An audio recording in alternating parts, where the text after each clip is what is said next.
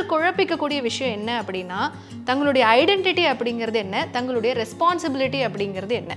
மனைவி அப்படிங்கிறது ஒரு ஐடென்டிட்டி, மருமகள் அப்படிங்கிறது ஒரு ஐடென்டிட்டி, அம்மா அப்படிங்கிறது ஒரு ஐடென்டிட்டி. அது வந்து ஐடென்டிட்டி கிடையாது, அது வந்து நம்முடைய பொறுப்புகள். ஐடென்டிட்டி அப்படிங்கிறது நம்ம யாரு. Step into the world of redefined elegance with Vivo V40e. Buy now. உங்களுடைய பொருளாதார தேவைகளுக்கு அவங்கள சார்ந்திருக்கும் போது உங்க மேல நிறைய கேள்வி வரும். நீ வீட்ல தானே இருக்க, உனக்கு எதுக்கு இது? நீங்க என்ன பொருள் கேட்டாலுமே நீ வீட்ல தானே இருக்க, டக்குன்னா உங்களுக்கு யாரும் எடுத்து கொடுத்துட மாட்டாங்க. அது உங்களுக்கு ஒரு மிகப்பெரிய வலியை கொடுக்கும். 1000 பெண்கள், நீங்க வந்து ஒரு 45 வயசுக்கு மேல இருக்கிற 1000 பெண்கள் கிட்ட போய் நீங்க உடனடியா உங்களுக்கு பிடிச்ச ஒரு 20 விஷயம் சொல்லுங்க அப்படின்னா அவங்களால ஒரு 2 நிமிஷத்துல கூட சொல்ல முடியாது.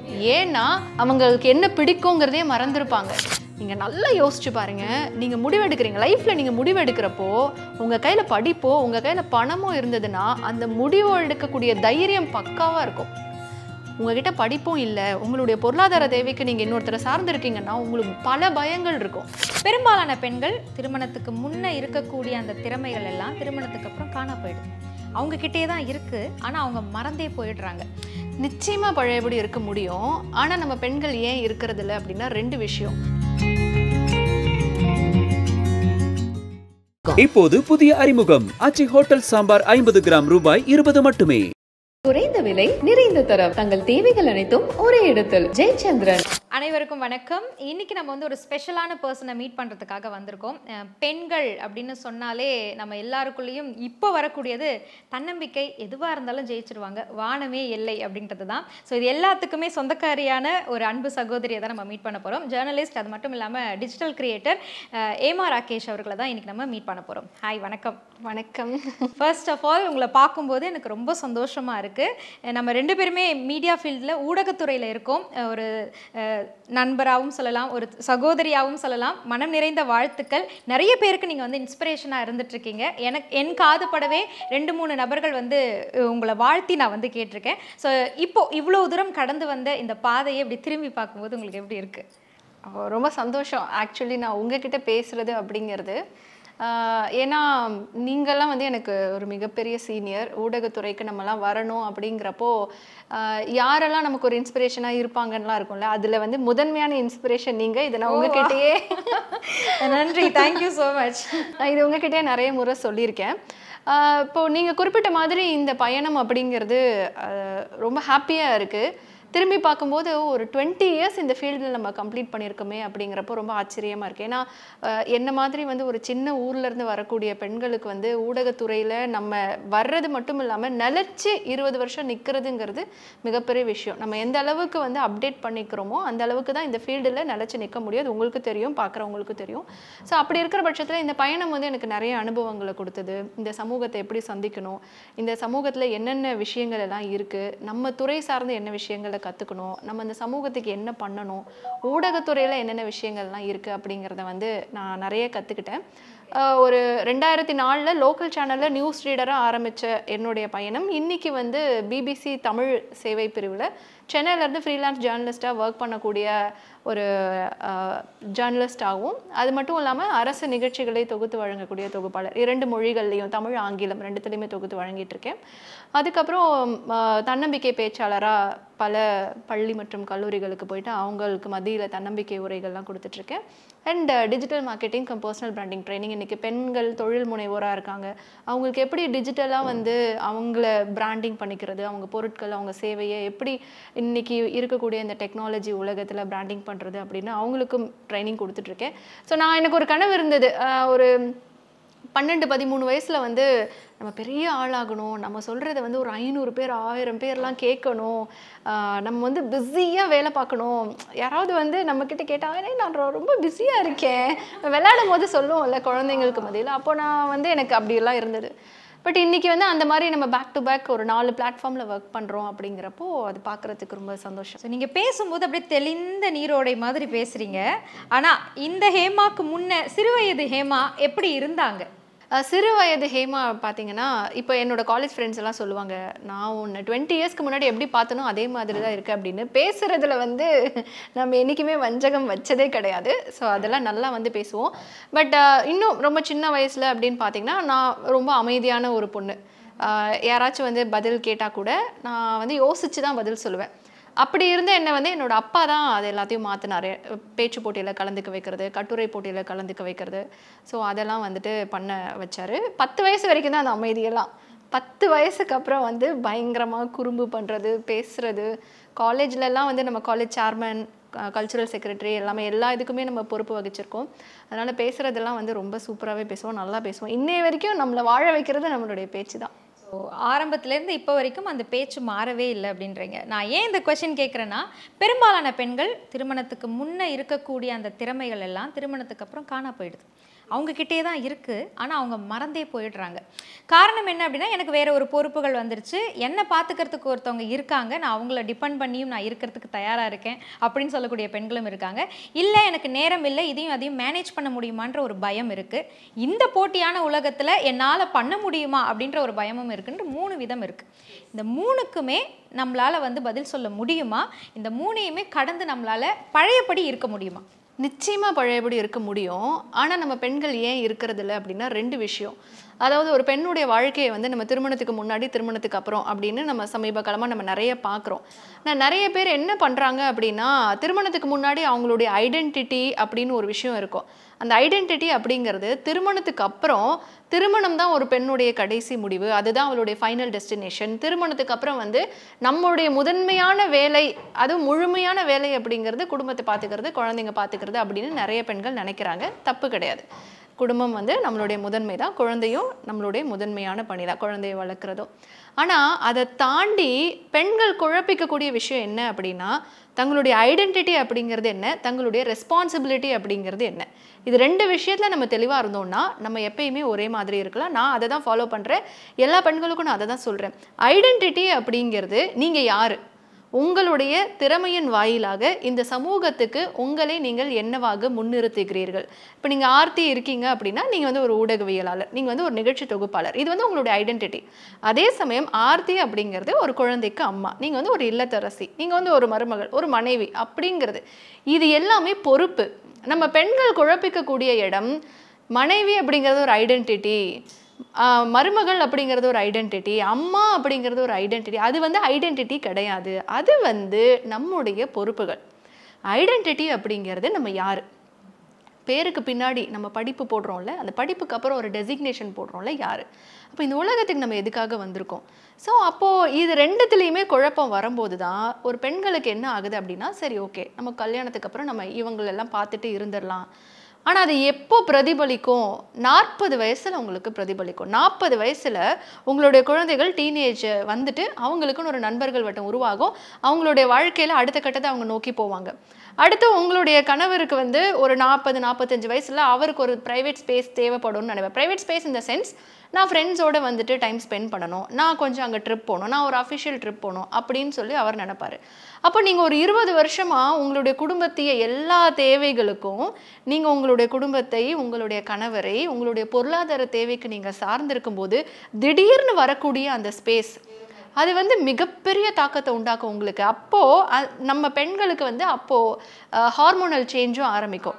45 வயசில் பாடியில் ஹார்மோனல் சேஞ்ச் வரும். அப்போ என்ன ஆகும்னா, இத்தனை வருஷமாக நம்ம இந்த குடும்பத்துக்காக தானே உழைச்சோம், இத்தனை வருஷமாக நம்ம வந்து நம்ம கல்யாணத்துக்கு முன்னாடி வேலைக்கு போயிட்டு இருந்தோமே, சம்பாதிச்சுட்டு இருந்தோமே, எதுவுமே நமக்கு வேண்டாம், நம்ம குடும்பத்தை நம்ம பார்த்துக்கலான்னு தானே, நம்ம இவங்களுக்காக தானே நம்ம எல்லாமே பண்ணோம் அப்படின்னு உங்களை வந்து நீங்கள் கேள்வி கேட்டுக்கிட்டே இருப்பீங்க.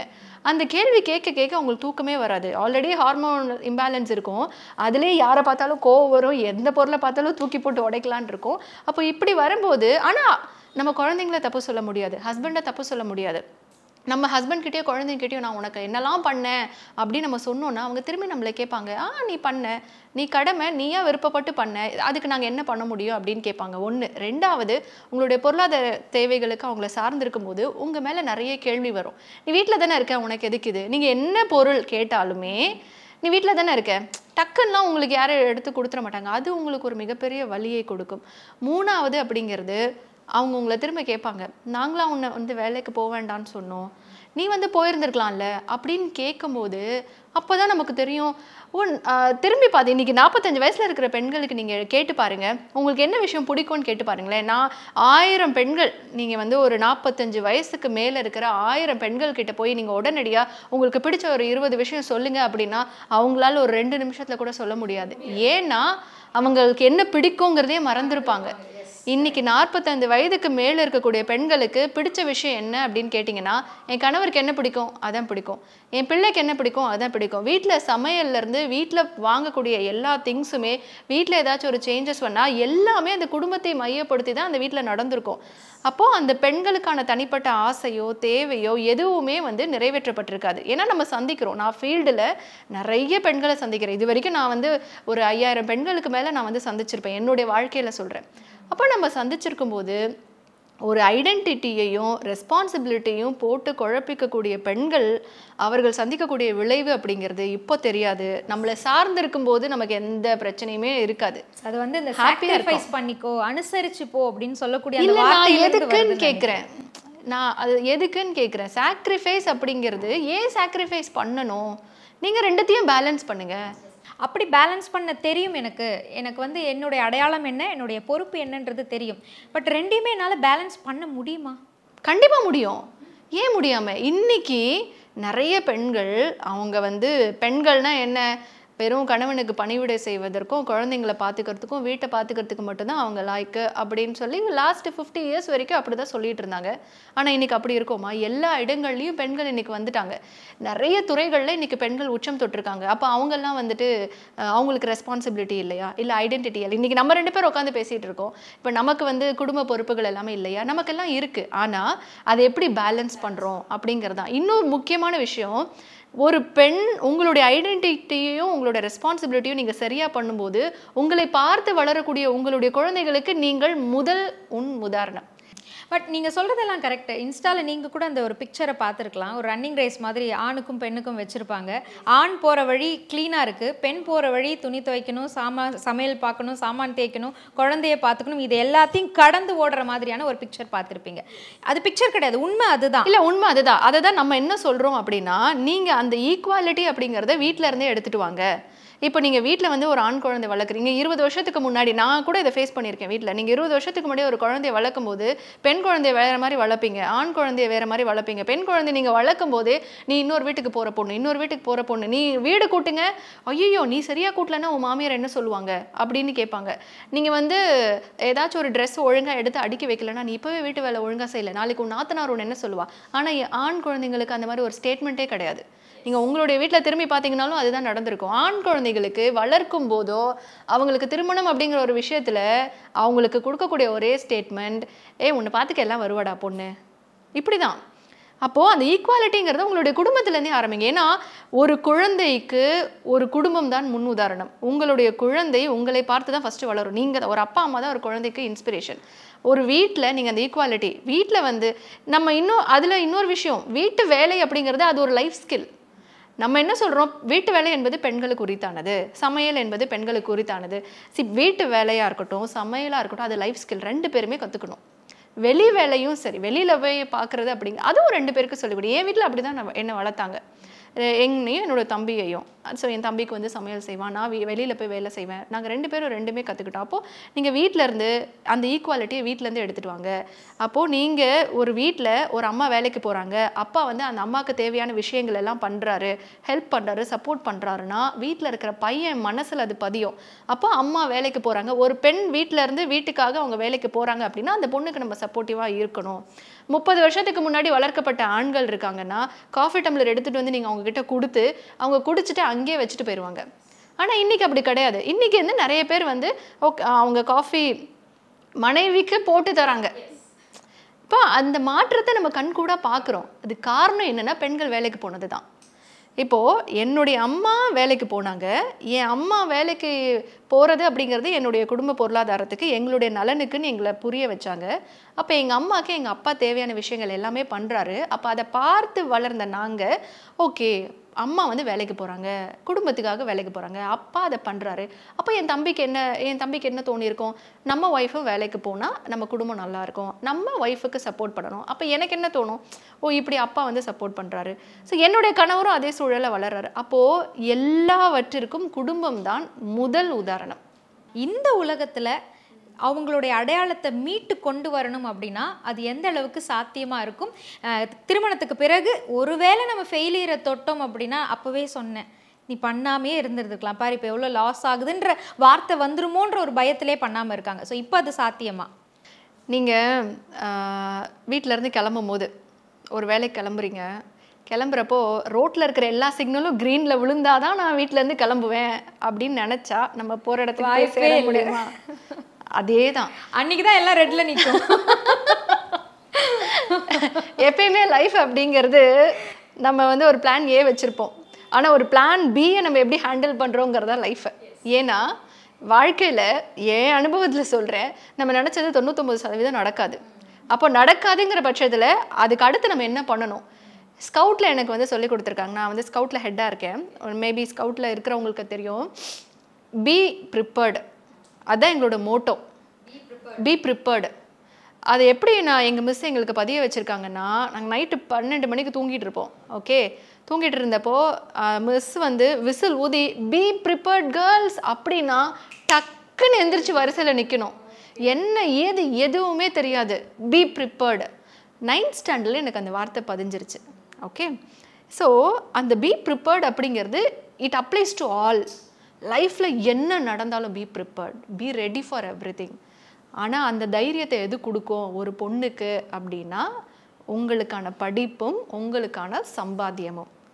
நீங்கள் நல்லா யோசிச்சு பாருங்கள், நீங்கள் முடிவெடுக்கிறீங்க லைஃப்பில், நீங்கள் முடிவெடுக்கிறப்போ உங்கள் கையில் படிப்போ உங்கள் கையில் பணமோ இருந்ததுன்னா அந்த முடிவு எடுக்கக்கூடிய தைரியம் பக்காவாக இருக்கும்.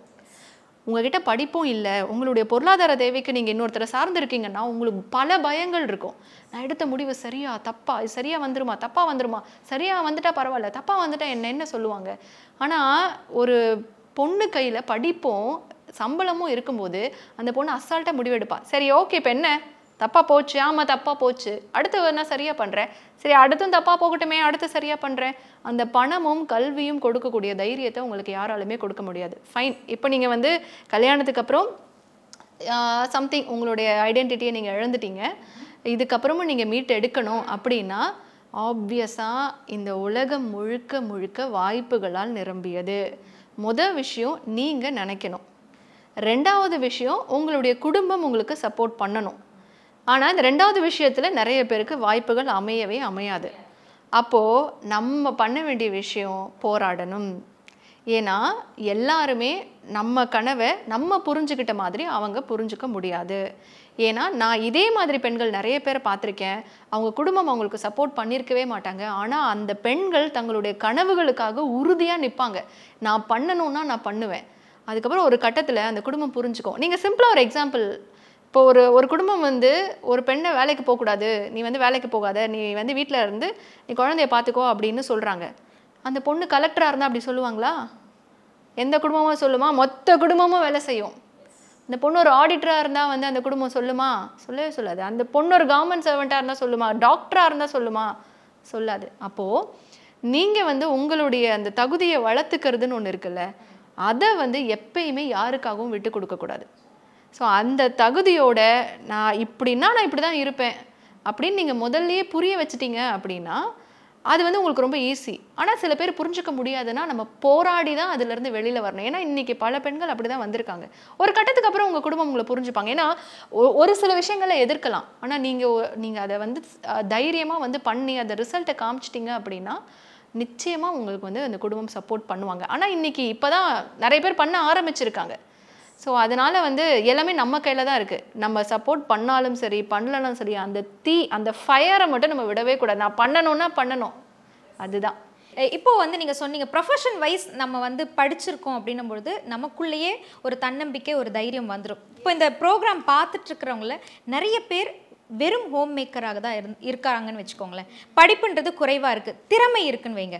அவங்கக்கிட்ட கலர் சென்ஸ் இருக்கலாம், சமையலில் வந்து வேறு லெவலாக இருக்கலாம், வீட்டை டெக்கரேட் பண்ணுறதுல வேறு மாதிரி சூப்பராக இருக்கலாம், பேங்கிள்ஸ் செய்கிறது, இந்த மாதிரி விஷயங்கள் எல்லாம் இருக்கலாம். இவங்க இந்த டிஜிட்டல் மீடியமை எப்படி பயன்படுத்தி வீட்டில் இருந்தபடியே ஒரு தொழில் முனைவோராக மாற்றுவதற்கான வாய்ப்புகள் இருக்குது, அதை பற்றி சொல்லுங்கள்.